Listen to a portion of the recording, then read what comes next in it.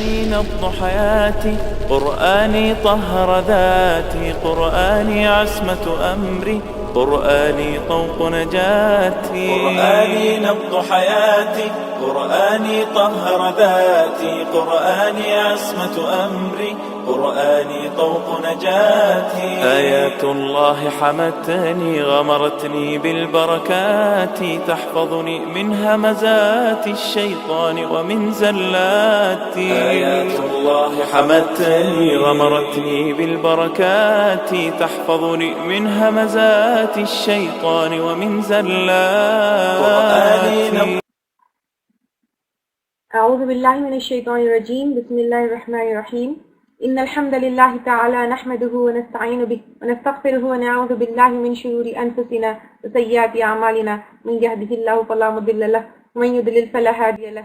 اشهد ان لا الہ الا اللہ وحدہ لا شریک له، اشهد ان محمدا عبدہ ورسولہ صلی اللہ علیہ وسلم. تمام تعریفیں اللہ کے لیے ہیں، ہم اس کی تعریف کرتے ہیں اور اسے مدد اور معافی طلب کرتے ہیں. ہم پناہ مانگتے ہیں اللہ عز و جل کی خود کی برائیوں سے اور تمام برے کاموں سے.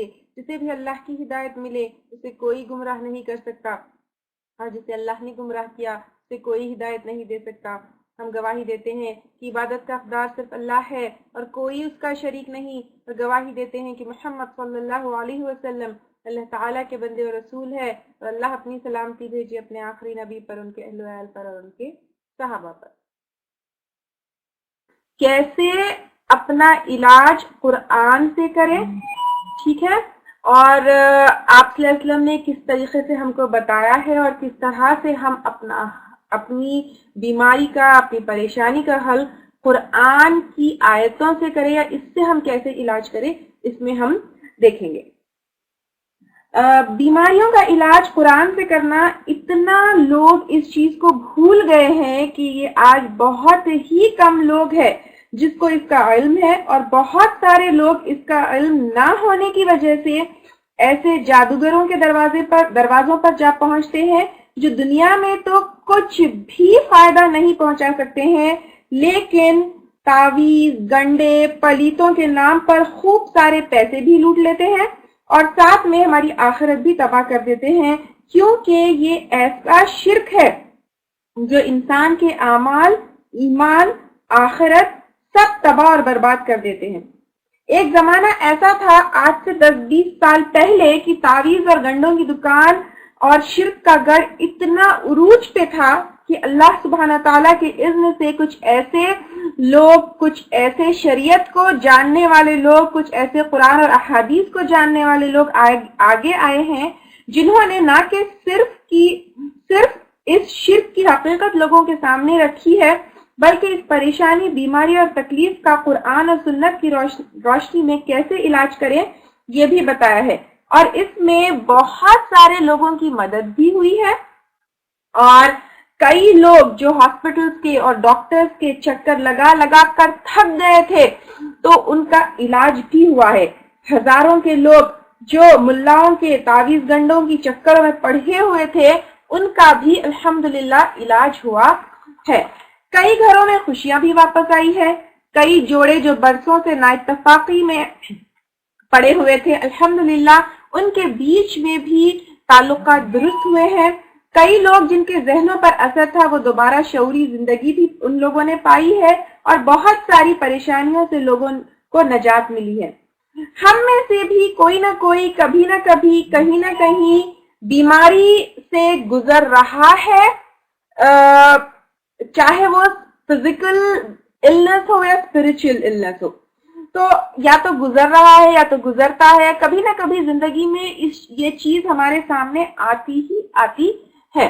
تو اس کورس کا مقصد یہ ہے کہ سب سے پہلے جنات کو لے کر جو غلط فہمیاں ہیں اس کو ہم دور کریں، پھر اپنی بیماریوں اور پریشانیوں کا حل ہم ڈھونڈیں.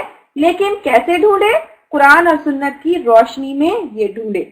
اور یہ انسان خود کر سکتا ہے، اپنے گھر والوں کے لیے بھی کر سکتا ہے. اس کے لیے کوئی ملا مرشد کی دکان پر جانا یا وہاں پر ان کو وزٹ کرنا یہ ضروری نہیں ہے. پھر تیسرا، اپنے ایمان کو بچائے. کیونکہ دنیا کی چھوٹی چھوٹی تکلیفوں کے لیے ہم ایمان کا اور آخرت کا سودا نہیں کر سکتے ہیں. کیونکہ جب دنیا میں چھوٹی سی تکلیف آتی ہے، پریشانی آتی ہے، تو انسان یہ سوچتا ہے کہ بس اس پریشانی سے کسی طرح میں نجات پالوں، لیکن اس کے پیچھے اپنے ایمان کو گوا دیتا ہے اور اس کے پیچھے جو ہے اپنے آخرت کا سودا کر لیتا ہے، تو پھر یہ بالکل درست نہیں ہے. کیونکہ انسان کے اوپر جب مصیبت آتی ہے، پریشانی آتی ہے، تو انسان کیا کرتا ہے، اس وقت یہ سوچتا ہے کہ کسی طرح اب میں اس پریشانی سے نجات پالوں، کسی طرح اب یہ مشکل حل ہو جائے، پھر بعد میں دیکھا جائے گا. لیکن اس طرح کسی طرح سے اس پریشانی کا حل ڈھونڈ لوں یا کسی طرح سے اس مشکل سے نجات پالوں، اس سوچ میں ہم اپنے ایمان کو نہیں گوا سکتے ہیں. تو اس چیز کو ہم تھوڑا سا ڈیٹیل میں یہاں پر لیں گے اس کورس میں.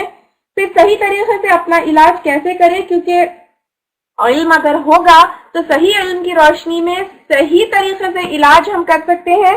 پھر اس کے علاوہ پر شریعت میں کن اور کس علاج کی اجازت دی گئی ہے اور کیا کس طریقے سے اپنا علاج کرنا سکھایا گیا ہے وہ ہم لیں گے.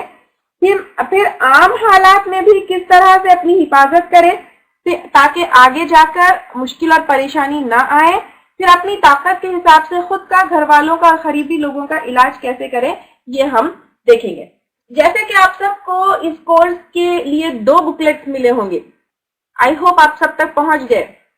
Booklet 1 and booklet 2. یس، ویسے یہ ویب سائٹ پر اویلیبل بھی ہے. جس کے پاس ہارڈ کاپی نہیں ہے تو سافٹ کاپی آپ دیکھ سکتے ہیں کہ ویب سائٹ www.livequran.everywoman.org. اس پر رقیہ ورکشاپ کے سیکشن میں دونوں بکلیٹس کے سافٹ کاپیز اویلیبل ہے، تو وہاں سے بھی آپ ڈاؤن لوڈ کر سکتے ہیں. تو بک 1 میں بلٹ پوائنٹس ہے، جس طرح ہمیشہ ہر کورس میں آپ کو دیے جاتے ہیں. وہ بلٹ پوائنٹس کو فالو کرتے ہوئے لیکچرز فالو کریے اور اپنی نوٹس بنائیے. وہاں پر ایک ایکسٹرا پیج بھی دیا گیا ہے. اپنی نوٹس اور احادیث، جو بھی چیزیں، جو بھی پوائنٹس یہاں پر ڈسکس کیے جائیں گے وہ آپ لکھ سکتے ہیں. بک 2 میں نے ساری دعاؤں کو ایک جگہ کمپائل کیا ہے. ٹھیک ہے، تو یہ دعائیں کب کب پڑھنا ہے، کیسے کیسے پڑھنا ہے، کن حالات میں پڑھنا ہے، ڈیلی پڑھنا ہے یا کبھی کوئی اسپیشل اس کے لیے کیس کے لیے پڑھنا ہے، یہ سب ہم دھیرے دھیرے انشاءاللہ تعالی اس کورس میں لیں گے. ٹھیک ہے. بیماری کا علاج قرآن سے، اس کا ہم انکار ہرگز ہرگز ہرگز ہرگز نہیں کر سکتے ہیں کہ کسی بیماری کا علاج قرآن میں نہیں ہے. یہ صرف کوئی جاہل یا کوئی بیوقوف ہی کہہ سکتا ہے کہ بیماری کا علاج قرآن میں نعوذ باللہ نہیں ہو سکتا ہے.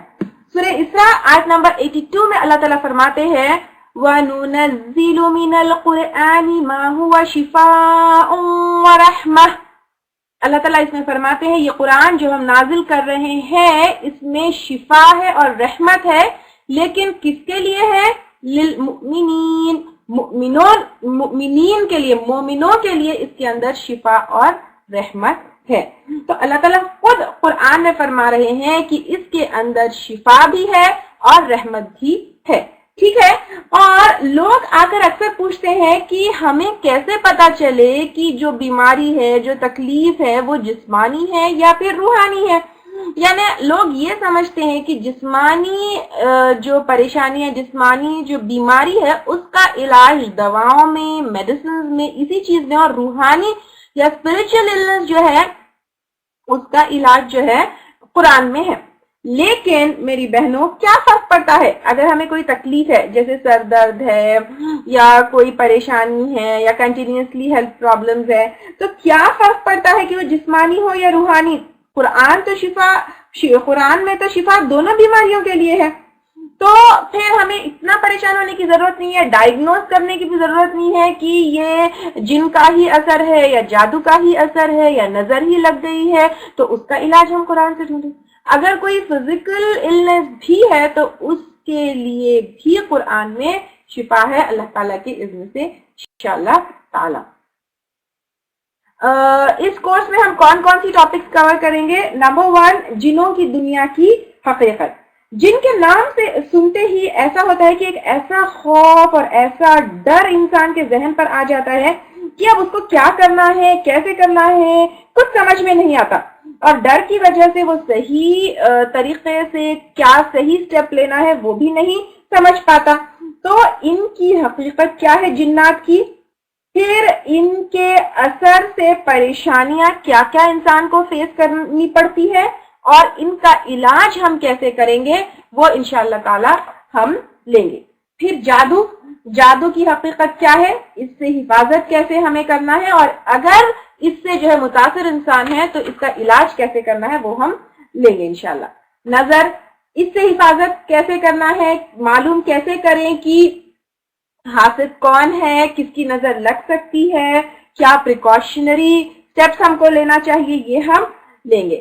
ٹھیک ہے، ان سب چیزوں کا علاج اور ان سے حفاظت ہم لیں گے کہ جنات سے ہمیں اپنے آپ کی حفاظت عام حالات میں بھی اگر کوئی اثر نہ ہو تو بھی کیسے کرنا ہے، پھر جادو وغیرہ اس سے بھی جو ہے عام حالات میں کیسے اپنی حفاظت کرنا ہے، نظر اور حسد سے کیسے بچا جائے یہ ہم لیں گے، اور ان سب کا علاج ہم کیسے کریں گے خود اپنے گھر بیٹھے یہ بھی ہم لیں گے. کچھ سائیکولوجیکل پرابلمز ہم ایک دو، اس کو زیادہ ڈیٹیل میں نہیں لیں گے لیکن ایک دو ہم لیں گے، تو ان کے بارے میں اگر ہم کو پتا ہو تو ان کی ایسی پرابلمز میں ہم دعائیں کیا کیا پڑھ سکتے ہیں، پھر اپنا عقیدہ ہم درست کرنے سے کیسے اس سائیکولوجیکل پرابلم سے ہم نکل سکتے ہیں، یا اس کے لیے کبھی کبھی میڈیکل ہیلپ کی بھی ضرورت پڑتی ہے، تو اس کو ہم بالکل تھوڑا سا ہلکا سا لیں گے.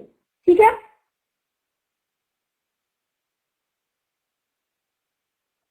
ہوتا یہ ہے کہ سائیکولوجیکل پرابلمس جب ہوتی ہے تو کبھی کبھی اس کے انٹرنل کازز بھی ہو سکتے ہیں، جیسے دماغ میں کوئی پرابلم ہو، نروز میں یا گلینڈز میں کوئی پرابلم ہو، وائٹامنس کی کوئی ڈیفیشینسی ہو.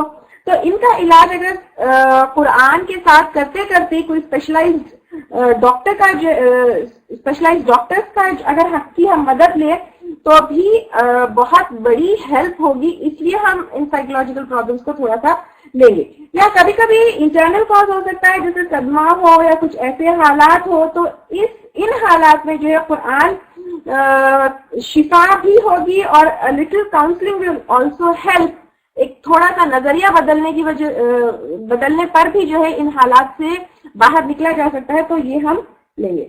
ٹھیک ہے، میں اللہ تعالیٰ سے یہ دعا کرتی ہوں کہ آج جس مقصد سے آپ اور میں یہاں پر آئے ہیں وہ خالص اللہ تعالیٰ کے لیے ہے، صرف اللہ تعالیٰ کو راضی کرنے کے لیے ہم یہاں پر اکٹھے ہوئے ہیں. اللہ تعالیٰ ہماری مدد کرے، ہمارے ایمان کو بچائے.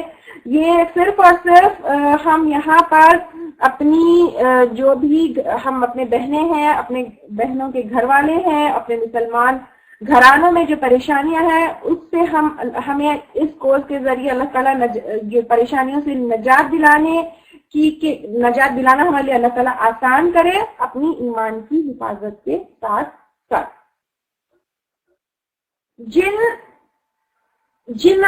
یا جنات، ٹھیک ہے، جن اور جنات کے بارے میں تھوڑا سا ہم لیں گے. سب سے پہلے یہاں پر ہر طرح کے لوگ جنات کی ایگزسٹنس پر یقین کرتے ہیں. اسی وجہ سے آپ دیکھیے کہ ہارر موویز، ہارر فلمز، ایسی کہانیاں بہت عام ہیں.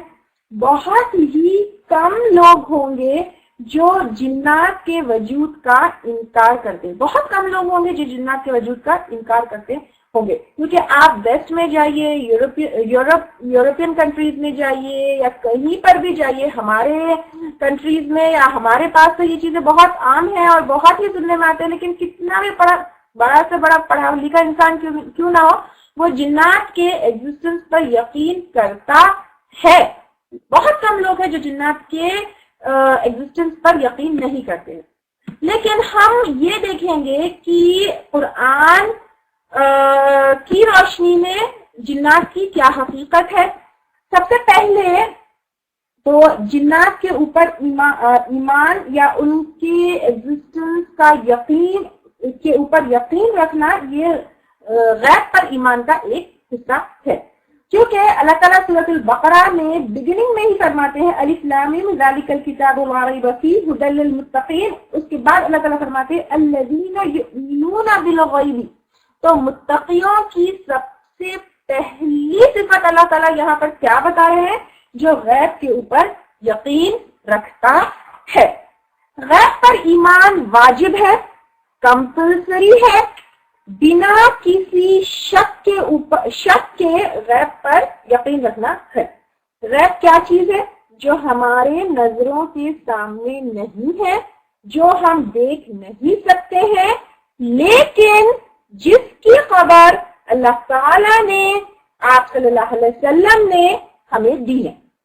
تو جنات بھی ایک ایسی مخلوق ہے، اللہ تعالیٰ کی ایک ایسی کریشن ہے جو نظر نہیں آتی ہے، اور ان کے ہونے اور وجود کی خبر ہم کو اللہ تعالیٰ نے دی ہے۔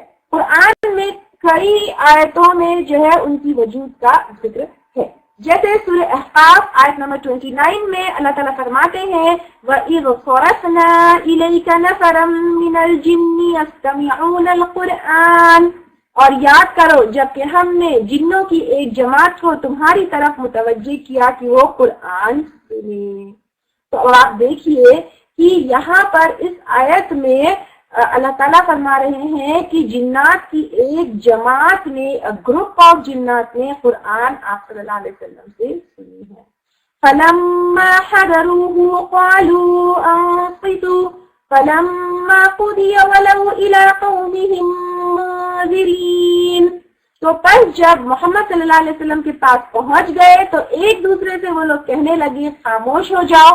یعنی آپ دیکھیے جب ہمارے اوپر قرآن پڑھی جاتی ہے تو ہم ادھر ادھر باتیں کرتے ہیں، لیکن جنات کی جماعت کو بھی پتا تھا کہ قرآن کو خاموشی سے سننا ہے، تو وہ ایک دوسرے سے کہنے لگے کہ خاموش ہو جاؤ۔ پھر جب پڑھ کر ختم ہو گیا تو اپنی قوم کو خبردار کرنے کے لیے وہ واپس لوٹ گئے۔ یعنی نہ کہ ان لوگوں نے، جنات کی ایک جماعت نے آپ صلی اللہ علیہ وسلم سے قرآن سنا، بلکہ سننے کے بعد واپس اپنی قوم میں جا کر قرآن کی بات بتائی گی، اور اس کا ذکر اللہ تعالیٰ نے قرآن میں کیا ہے، تو ہم اس کو ہرگز جھٹلا نہیں سکتے ہیں اور ڈینائی نہیں کر سکتے ہیں۔ اسی طرح سورۃ الانعام آیت نمبر 130 میں بھی اللہ تعالیٰ فرماتے ہیں یا معشر الجن والانس الم یأتکم رسل منکم یقصون علیکم آیاتی، اس میں بھی اللہ تعالیٰ فرماتے ہیں اے جنات اور انسانوں کی جماعت۔ یہاں پر اللہ تعالیٰ انسانوں کے ساتھ ساتھ جنات کا بھی ذکر کر رہے ہیں، ان سے بھی مخاطب ہو کر کہہ رہے ہیں کیا تمہارے پاس تم میں سے پیغمبر نہیں آئے؟ تو اب یہاں پر جتنا انسان کا ہونا، جتنا انسان کی ایگزسٹنس حقیقت ہے، اتنا ہی جنات کا ہونا، ان کا وجود، ان کی ایگزسٹنس بھی کیا ہے؟ حقیقت ہے۔ اس چیز کو ہم جھٹلا نہیں سکتے ہیں۔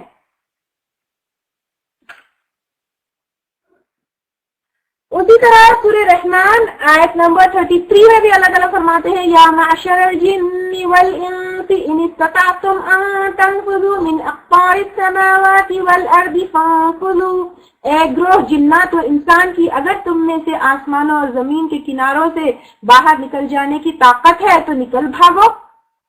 تو اللہ تعالیٰ یہاں پر انسان اور جن دونوں سے مخاطب ہو کے کہہ رہے ہیں کہ کیا تم جو ہے زمین کے کناروں سے باہر نکل سکتے ہو؟ نہیں نکل سکتے۔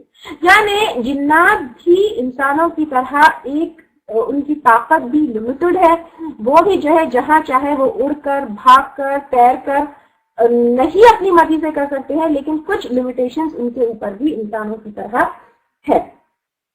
پھر سورۃ الجن آیت نمبر 1 to 6 میں بھی اللہ تعالیٰ جو ہے ان کے بارے میں بتا رہے ہیں بسم اللہ الرحمن الرحیم قل اوحی الی انہ استمع نفر من الجن فقالوا انا سمعنا قرآنا عجبا، اے محمد صلی اللہ علیہ وسلم آپ کہہ دیں کہ مجھے وحی کی گئی ہے کہ جنوں کی ایک جماعت نے سنا اور کہا کہ ہم نے عجیب قرآن سنا ہے۔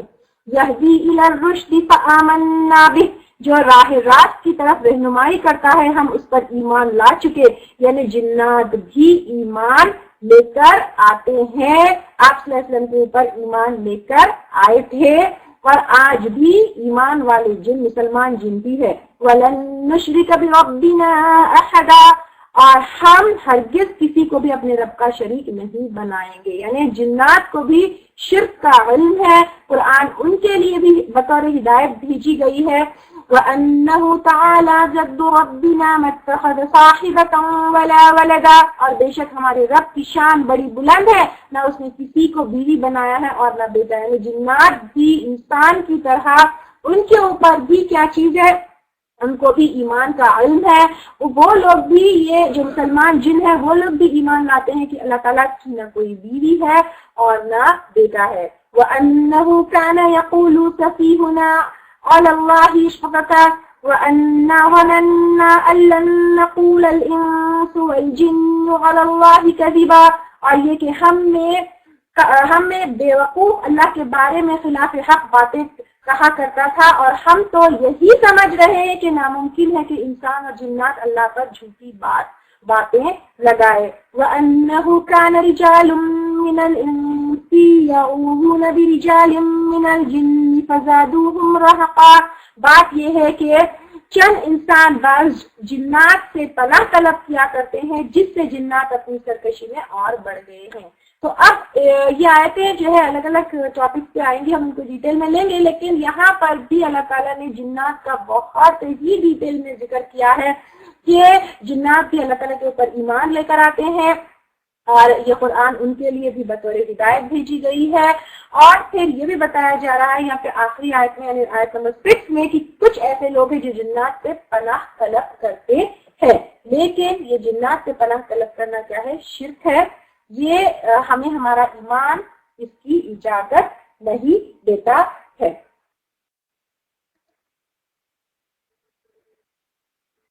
صحیح مسلم کی ایک حدیث ابن مسعود رضی اللہ تعالیٰ عنہ سے مروی ہے کہ ایک رات رسول صلی اللہ علیہ وسلم کے ساتھ وہ تھے تو اچانک آپ کو ان لوگوں نے گم پایا، ہم نے آپ کو وادیوں میں اور گھاٹیوں میں تلاش کیا اور کہا شاید آپ کو جن اڑا لے گیا یا آپ قتل کر دیے گئے، ہم نے اتنی پریشان رات گزاری جتنا کوئی قوم گزار سکتی ہے، صبح ہوئی تو دیکھا آپ ہیرا کی طرف سے آ رہے ہیں۔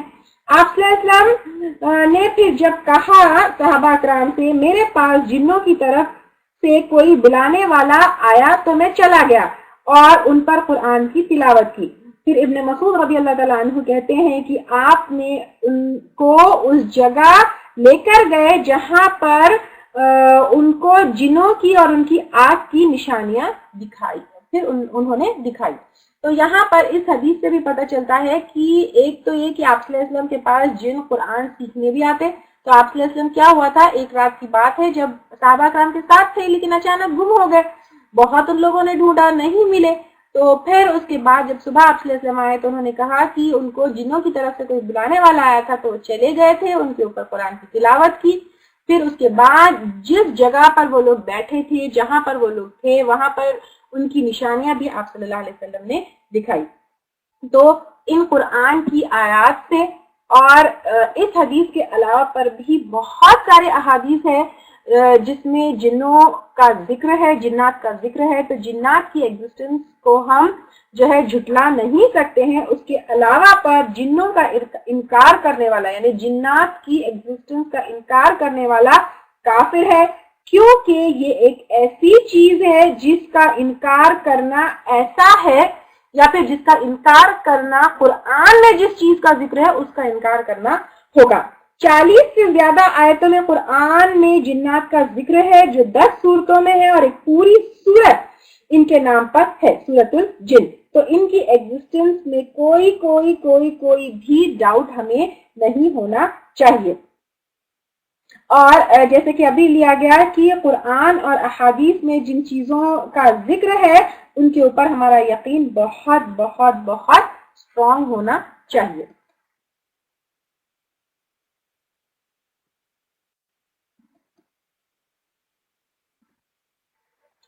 صحیح مسلم کی روایت ہے، محمد صلی اللہ علیہ وسلم نے کہا ہر ہڈی جس پر اللہ کا نام لیا گیا ہے وہ تمہارا کھانا ہے، اور مینگنی چوپاؤں کے لیے کھانا۔ تمہارا سے مراد یہاں پہ جنات ہے۔ جنات سے آپ صلی اللہ علیہ وسلم نے کہا جو انسان کھانا کھاتا ہے اور اس کے بعد چھوڑ دیتا ہے، یعنی کھانے کے بعد ہڈی جو بچ جاتی ہے، تو وہ جنات کے لیے کیا ہے، وہ ان کی غذا ہے، اور مینگنی چوپاؤں کے لیے کھانا ہے۔ تو اس کا ذکر جو ہے یہاں پر اس حدیث میں آیا ہے، تو اس لیے آپ صلی اللہ علیہ وسلم نے ان دونوں سے استنجا سے بھی منع کیا ہے۔ ٹھیک ہے، ایک اور اس حدیث کے علاوہ پر بھی بہت ساری احادیث میں اس چیز کا ذکر ہے. ایک اور جگہ ایک اور حدیث میں بھی آتا ہے ہڈیوں سے استنجا کرنے سے آپ صلی اللہ علیہ وسلم نے منع کیا کیونکہ وہ جنات کی غذا ہے. تو اب جنات کی غذا ہے آپ صلی اللہ علیہ وسلم نے اس حدیث میں کہا, تو ضرور جن ایگزسٹ کرتے ہوں گے تبھی تو کھانا کھاتے ہوں گے نا. کوئی اگر چیز ہمیں نظر نہیں آتی ہے تو اس کا مطلب یہ نہیں کہ وہ ایگزسٹ نہیں کرتی ہے. فار ایگزامپل الیکٹرک کرنٹ, کیا ہمیں الیکٹرک کرنٹ نظر آتا ہے؟ نہیں نظر آتا, لیکن اس کے ایفیکٹ سے ہم اس کی پریزنس اور ایگزسٹنس کو کنفرم کر سکتے ہیں. اسی طرح ہوا جس سے ہم سانس لیتے ہیں تو ہم جو ہے ہوا کو دیکھ نہیں سکتے ہیں لیکن we can feel it. Similarly جنات بھی جو ہے ہم ان کو دیکھ نہیں سکتے ہیں لیکن بہت ساری ایسی چیزوں سے ہم ان کے ایگزسٹنس کو فیل کر سکتے ہیں. ہم جنات کو دیکھ نہیں سکتے لیکن جن ہمیں دیکھ سکتے ہیں.